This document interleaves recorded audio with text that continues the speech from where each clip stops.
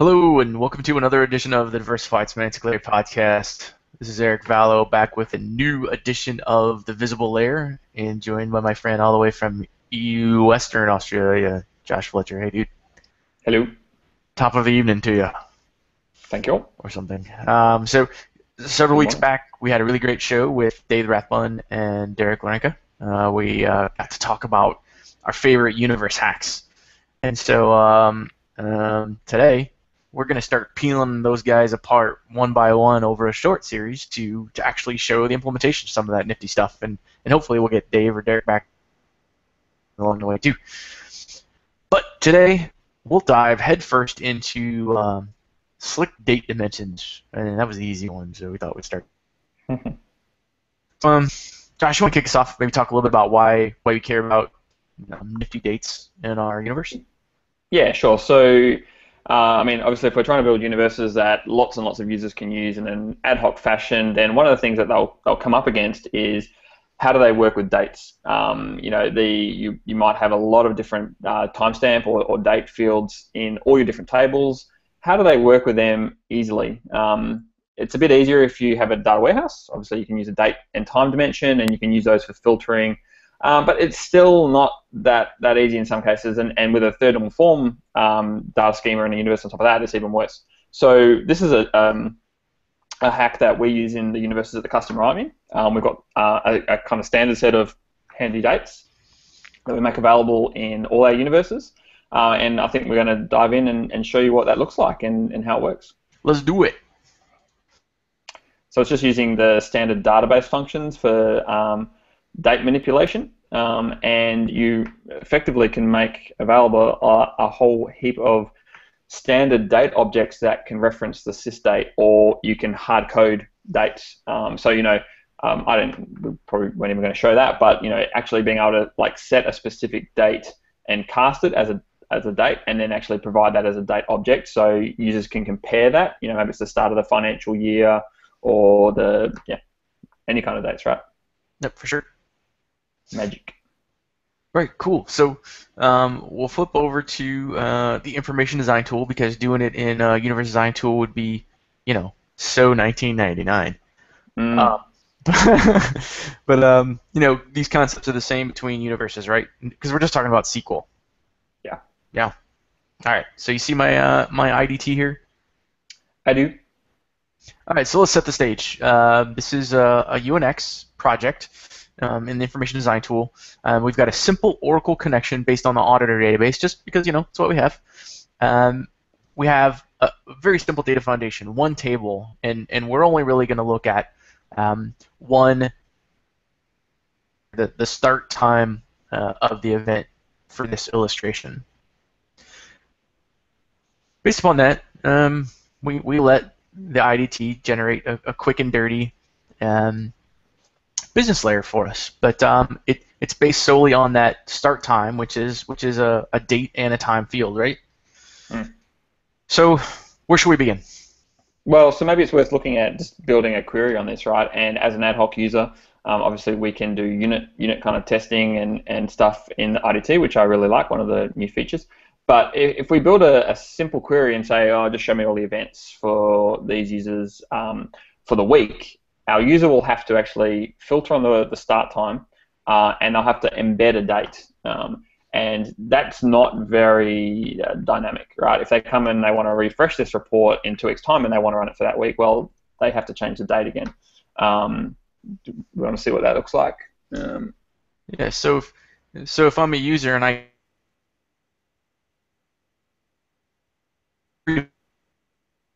or different views,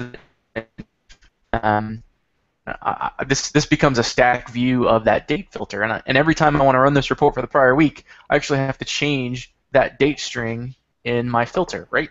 That clearly states the problem. There is no mechanization behind this to make it easy to refresh this and get the previous week's data. Do you want to just open up the script or the SQL that's been generated there, Eric? For sure. So what we're really looking at doing is in that where clause where we're saying the ADS event start time is greater than or equal to this timestamp, and obviously that's not great either because you're basically expecting it to automatically cast that string as a timestamp, which May not always work depending on the database. But what we really want to do is replace that 20-03-2014 with a dynamically generated date function. And to do that, we can actually create dimension objects that reference the sysdate or whatever our now function is or today function is in the database that we're working with. Righto. So let's flip over and start stubbing that out a little bit, right? Yeah. So going back to the business layer, I'm going to go ahead and collapse this up a little bit, and I'm going to create a new folder, and we'll just call it date filters. The idea behind this, the mechanics of this, is that we create a central point for a user trying to build these queries on the go that maybe are better for mechanization. Wow, it's too early. So that they're repeatable and they're reusable across any query and any date dimension. So we'll start by going in there, and we laid out the requirement for the prior 7 days. So we'll just call this the prior 7 days dimension, and we'll come down to our select statement, and we're simply going to say sysdate, which is the Oracle now function, the date and the time. We're going to simply say -7. Now I know that doesn't mean 7 full days. That's 7 days prior to right now, this minute and this second when the query runs. So we could do further manipulation to make sure that the return value on this is actually, midnight 7 days ago. Show me everything prior. But we're not going to go that deep into this SQL right now. The other thing I think it's probably relevant to say is these will never validate or parse. If I validate it, it says there's no valid table. That's okay, right? We're simply trying to build something that can be used as a filter, and it would probably be great to put a metadata to our users, right? Where we might say, do not use this in a query result. This filter, returns data for the prior 7 days. Something to that effect. Because this is being exposed through your business layer, and users are going to see this as an object. True? Yeah. You can't hide it. No, but if you go to the Advanced tab on that object, that's a great point. we can actually restrict the users for using this in a sort or in results. And they may want to use it in results, and that's depending on who's using the universe and how savvy they are. Maybe they just want to return that one object so that they can use the date time. They can probably get that in the report as a function anyway. But you make a very valid point, because think about the user that wants to do this in a range. So maybe this is you have some form of date dimension for your business that wants to look at the difference between 7 and 14 days ago, or some range of weeks. Then it would be totally relevant to have a results object for that, so that you could maybe use that in the header to represent what date ranges the data was for. Yeah, and they could probably stick it into a query with other objects from another table, and of course they've got a Cartesian product, but sure. I guess we're kind of expecting that this is returning one value, so it probably will still return the correct results, but they probably shouldn't do it, so just warning you there. But of course, the other thing we can do, and we probably don't have time to touch on it, but is using an at prompt within one of them as well. So if you want to actually capture any date, then they can also use that. And you can maybe apply some funky logic to that, trunking it so that it returns, midnight on that day and stuff like that. So, that's a. I accidentally did a filter. Sorry, and that's a great point to what you just added. So we could use the exact same logic and say where sysdate is minus the at prompt, enter number of days ago. You're a brave man building an at prompt with that. Let's leave him stuff it up. Hang on. Yeah, I was just gonna wing it. We'll say you can actually use a SQL assistant to build app prompts now, can't you? Anyway, that's. I just got that right. Whoa. 5 days ago. So that just makes it a little more dynamic, so that the user can flip it around. So we'll just save that real quick. We've got a couple of quick filters. So let's see the implications of that in our query now. So now we'll go build our same query. We cared about the user, the object that was being used, the start timestamp that the event took place. If we had a little more mature universe here, maybe we would know what event actually happened, what they did. But we don't care. But what we do care about now is we can now take that start time and say greater than or equal to Sorry, forgot one important thing. Change the type of the filter to an object, and now I can use that prior 7 days object as the criteria for my query.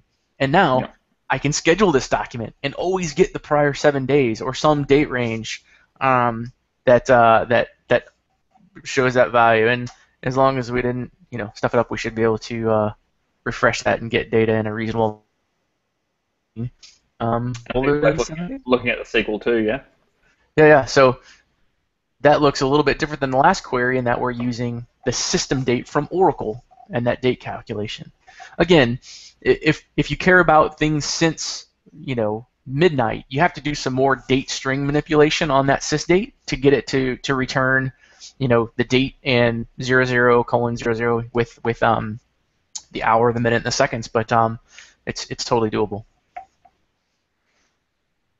Yeah, what tends to happen, and maybe you want to demo the other one while I just talk about this, Eric. But what tends to happen is we've built up a library of 10 different typical objects, which may range from yesterday's date, the last set, today minus 7 days, today to the start of the week, and you can do some pretty funky stuff there around grabbing the Monday date so that you will always get the current week, even if you're on Thursday or you're on Saturday. We do the start of the month, so the first day of the current month or the last day of last month, and things like that. And you can basically build up a library and then add to them as your users want more, and then you can stick them in all your universes. True, and I think the other significant benefit here is if you tried to do this on every date dimension in your universe, you would have maybe hundreds or even thousands of these types of criteria based directly on that time dimension. So by doing this in a reusable set of filters, you cut the size of your universe and your development time drastically, right? The only thing you might need to build other dimensions on is if somebody wanted to aggregate this data easily by the month or the week. You just don't have to. This keeps you from developing the filters to do so. I think Dave might have a solution for that. I remember some of his blog posts about generating the year and the month and stuff like that. That is a bit of that is one that unfortunately is a little bit harder in universes, right? Yeah, we'll have to tackle that in another episode, and we'll get Dave back on and we'll walk through it, eh? Did you want to show your date and days ago before we finish up? Are you testing me? Yep. Okay. You wrote the app prompt. You got to test it now. It's on. Do I have some kind of personal pride at stake here now? Yeah. We'll go for the username. The object that was quite sneaky. You just kind of just closed it and started talking about it. I hope I saved it. All right. So the start time greater than or equal to. We'll change this to an object and date and video. This isn't going to work though, right? Because this is actually just a... Oh, sorry, no, it's a sysdate minus day, sorry. Yep, it will work now. Yeah, All right, so let's refresh it. Let's see if I got it right. We're going to do 7. No, don't do 7, do 3. Right. Okay, 3, whatever. I just want to point out my prompt worked.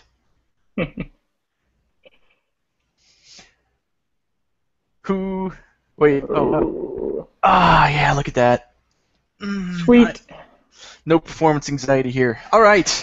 So hopefully that illustration made sense, and we'll certainly.